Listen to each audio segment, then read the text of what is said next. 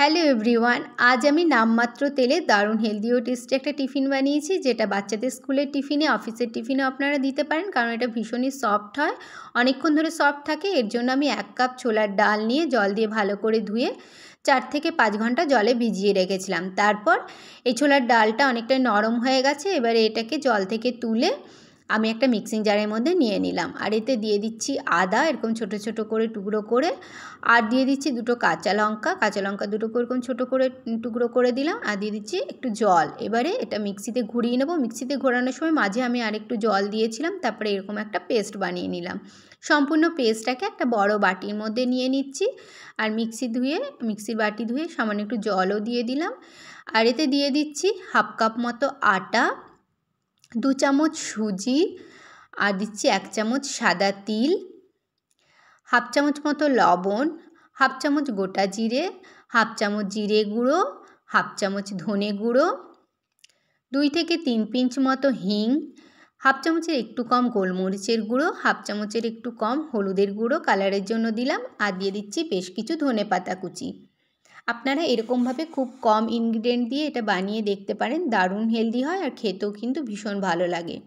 তারপরে এইটাকে সব কিছুকে খুব ভালো মতো হাতে হাতে করে মিক্স করে নিলাম। তো এটা অনেকটাই ঘন আছে, এবারে আমি 1/2 কাপ মতো জল অ্যাড করে দিলাম। এই জলটাকেও হাতে হাতে করে খুব সুন্দর করে মিশিয়ে নিয়ে ফেটিয়ে নিলাম ব্যাটারটাকে। ঠিক এরকম ঘনত্বের একটা ব্যাটার তৈরি হয়েছে। এবার এই ব্যাটারের মধ্যে দিয়ে দিচ্ছি 1/2 চামচ মতো রিফাইন্ড অয়েলটাকেও হাতাতে করে খুব সুন্দর করে ফেটিয়ে মিশিয়ে নিলাম। তো এরকম একটা ব্যাটার তৈরি হয়ে গেল। এদিকে ওভেনে একটা তাওয়া বসিয়ে হালকা গরম করে এতে দিয়ে দিলাম কয়েক ফোঁটা রিফাইন্ড অয়েলটাকে একটা টিস্যু পেপার দিয়ে মুছে দিলাম। তারপরে আমি এতে ওভেনের ফ্লেমটাকে লোয়ে রেখে 1 হাতা ব্যাটার তাওয়াতে আমি ছড়িয়ে দিলাম।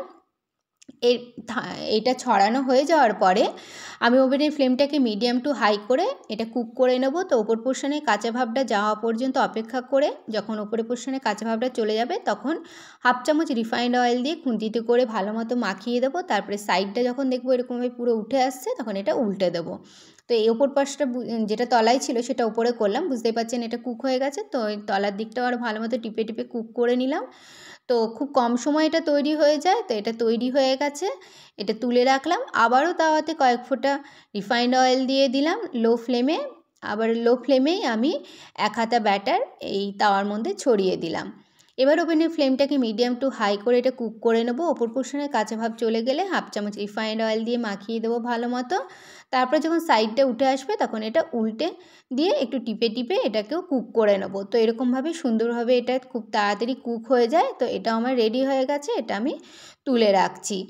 তো এই ব্যাটারটা আপনারা বানিয়েও রেখে দিতে পারেন, তারপরে গরম গরম যখন খাবেন তখন গরম গরম বানিয়ে নিতে পারেন, মানে ব্যাটারটা আগে থেকে তৈরি করেও রেখে দেওয়া যেতে পারে। তো আমি এগুলো তৈরি করে নিলাম, আর এটা আমি সার্ভ করেছিলাম রায়তার সঙ্গে। এর জন্য বাড়িতে বসানো টক দই নিয়ে নিলাম, দিয়ে দিলাম সামান্য চিনি, সামান্য খুবই অল্প লবণ, আর সামান্য বিট লবণ দিলাম, সামান্য চাট মশলার গুঁড়ো দিলাম, সামান্য গোলমরিচের গুঁড়ো দিলাম, আর একটা ছোটো টুকরো পেঁয়াজ মিহি করে কেটে দিয়ে দিলাম, আর দিয়ে দিলাম সামান্য ধনেপাতা কুচি। এবার সব কিছুকে মিক্স করে নিয়ে এতে সামান্য ভুজিয়া দিয়ে দিলাম। ভুজিয়াটা দিলে খেতে ভালো লাগে, নাহলে শুকনো বোঁদেও দিতে পারেন।